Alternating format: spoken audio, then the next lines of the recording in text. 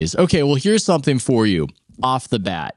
Didn't think I would start it here, but there's this defection to BlueSky.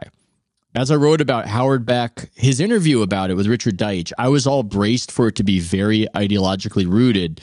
And it surprised me in being a broader critique of Twitter X. And it contained some things that I had said about how it's bad for journalists because they suppress your links. Elon, his incentive is for the whole conversation to be happening on the platform.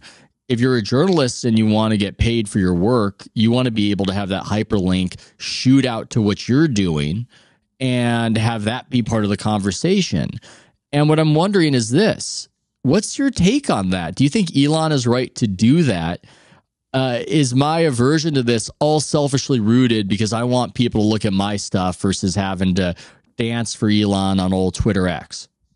It's a good question. My take is that selfishly, I miss the era of Twitter that didn't suppress links because as a user, I discovered a lot of good writing in like 2014 or 2015 era Twitter.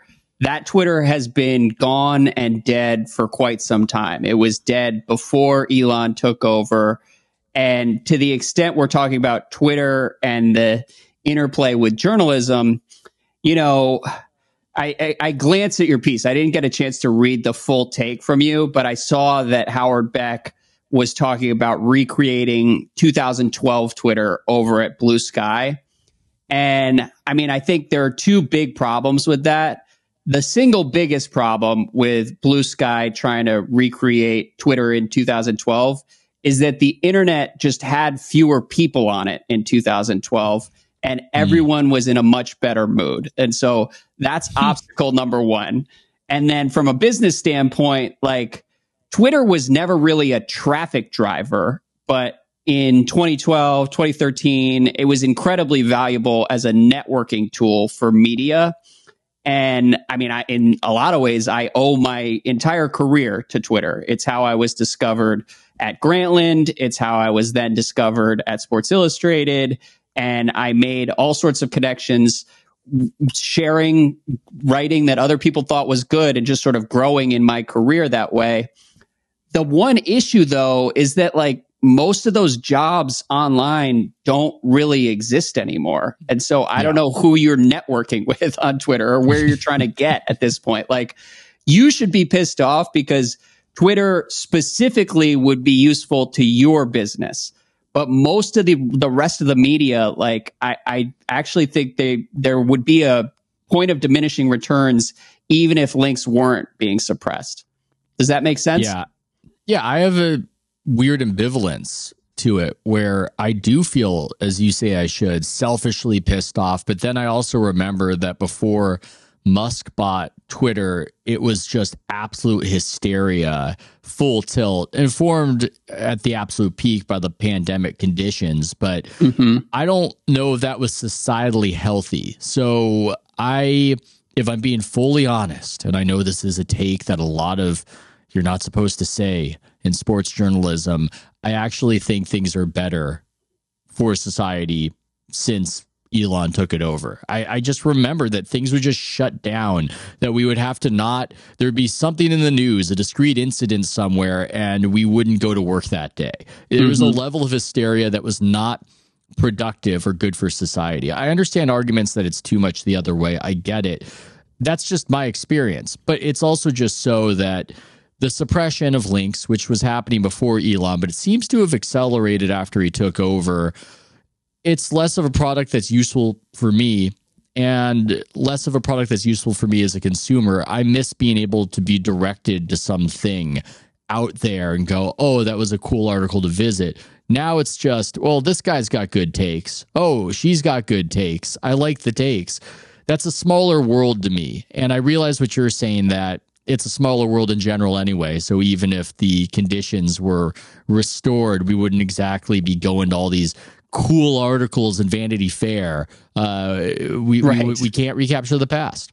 Yeah, well, and the other thing is, as much as Twitter helped young journalists like you and I in 2010, 2011, 2012, it wound up I think, really hurting journalists toward the end of the decade, where there was a groupthink that emerged and a lot of people just sort of fell in line with various talking points, even in sports media. Like everybody seemed to have the same opinion. So if you were 23, 24, 25 years old, it was harder to stand out and think creatively because everybody had to worry about getting yelled at on Twitter or people thinking you're dumb. And so, I would say, it seemed like overnight, all these writers became commodified and there weren't many people who were doing anything that was actually interesting. And it was a byproduct of the ecosystem that had emerged around Twitter and just sort of the reflexive response to that environment.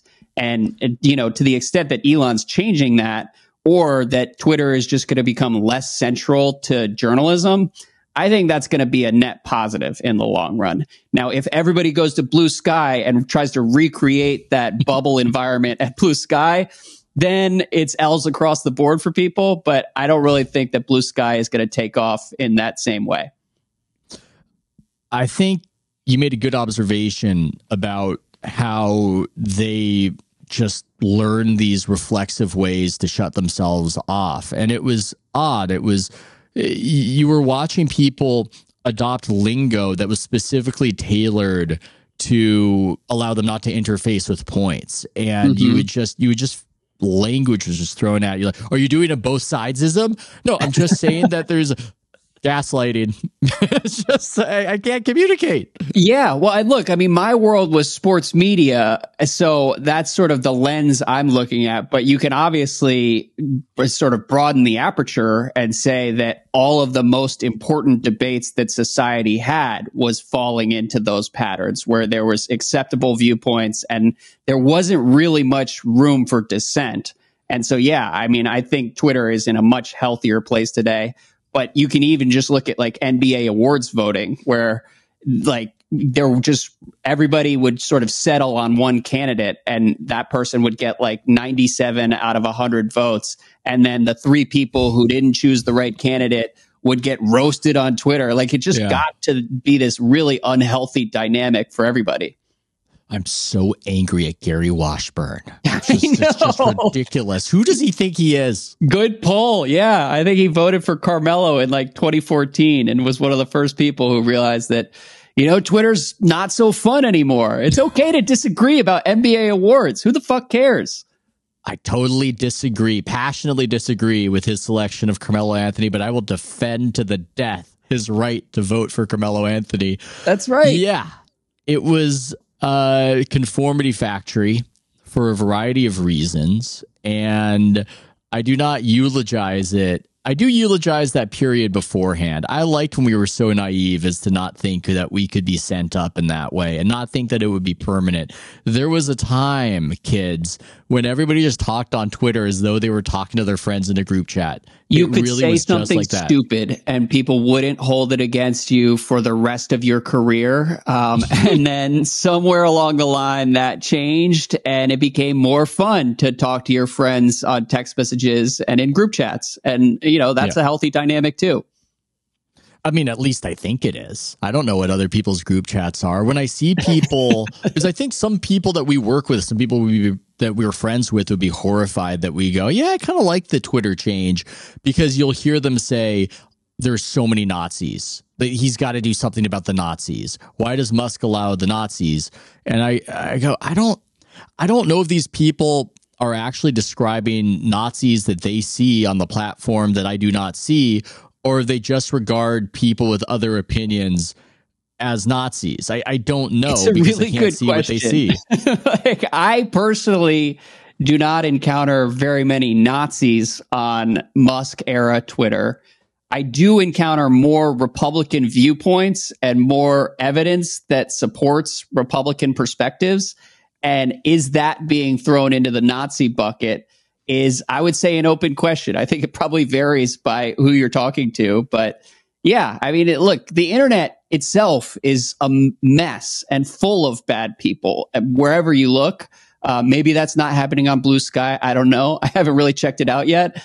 But that just sort of comes with the territory as far as I'm concerned. And I have developed pretty effective antibodies to depressing, inhumane shit that I see on the internet. So I guess maybe I'm not as sensitive as some other people. Why are you selling BlueSky? I just looked today, over 20 million subscribers, they say. There's a subscriber counter, and it just grows and grows and grows like that debt clock. Why are you selling?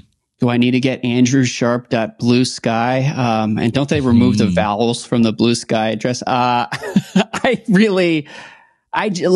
can't imagine, as someone who's grown up in the Twitter ecosystem, and I don't tweet anymore because it's just like not a productive use of my time. No. And like I said, there are too many people on Twitter. So if I tweet something that's remotely interesting or counterintuitive or deviates from the sort of agreed upon talking points, then I have all sorts of people sort of bickering in my mentions, and it gets in my head, and I'm like, should I respond to them and refute the argument? And then I'm just sort of arguing with strangers. It's just like an unproductive cycle for me. So I don't really tweet. Yeah. I just retweet podcasts.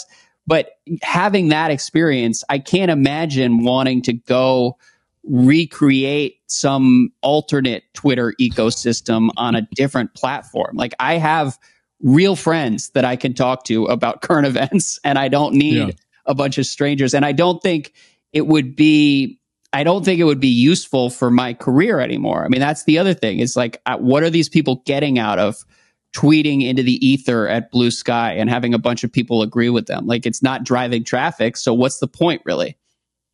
Yeah, I don't know many people in my life who come to me and go, I just wish there was another Twitter so I could tweet even more. That's right? What's really missing when it comes. That's really the gap between me and my fulfillment. That's the bridge that I need. And maybe some people do need that. Like, I have friends that I can broadcast my half-assed takes to, like poorly conceived takes, just throwing it out there.